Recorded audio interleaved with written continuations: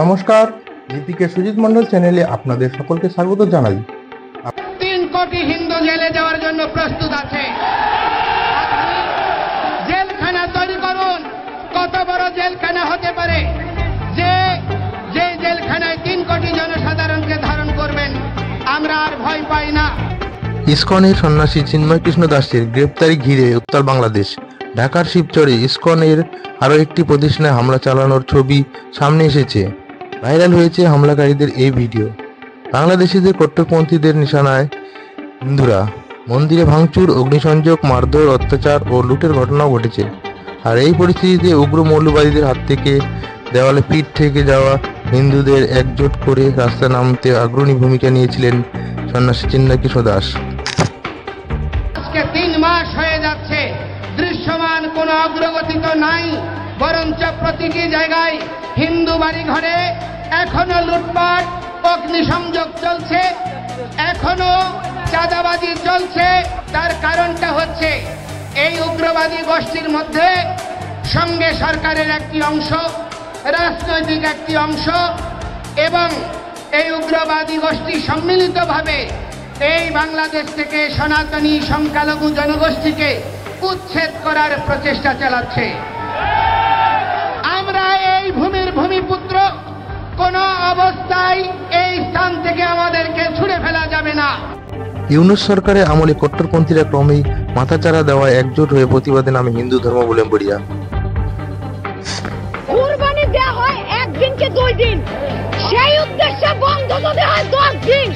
আমার পুজো 5 দিনের ছুটি 1 দিন।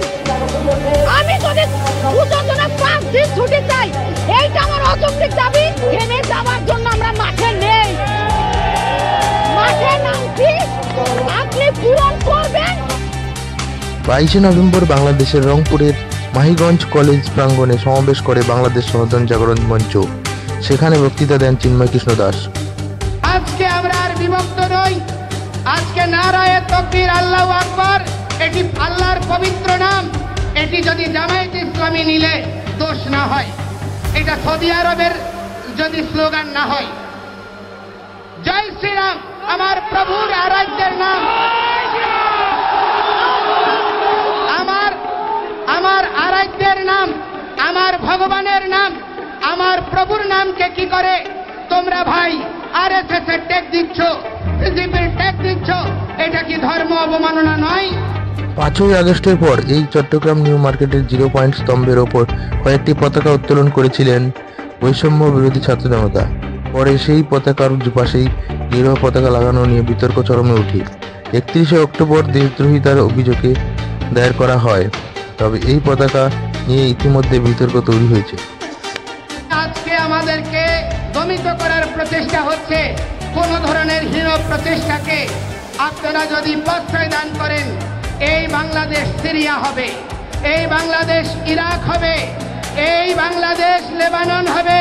আমরা বাঙালি, আমরা বাংলাদেশি, আমরা জীবিত থাকতে আমাদের জননী জন্মভূমিষ্ঠ আমাদের 1 ইঞ্চি ভূমিকে নিয়ে কাউকে আমরা ঝিলিমিলি খেলতে দেব না। সোমবার ঢাকার শাহজালাল আন্তর্জাতিক বিমানবন্দরে গ্রেপ্তার করা হয় ইসকনের সন্ন্যাসী বাংলাদেশ সম্মিলিত সনাতনী জাগরণ জোটের মুখপাত্র এবং চট্টগ্রাম হাট বাজারের পুণ্ডরিক ধামের অধ্যক্ষ চিন্ময় কৃষ্ণ দাসকে। আর তারপর থেকে উত্তাল এপার ওপার বাংলা।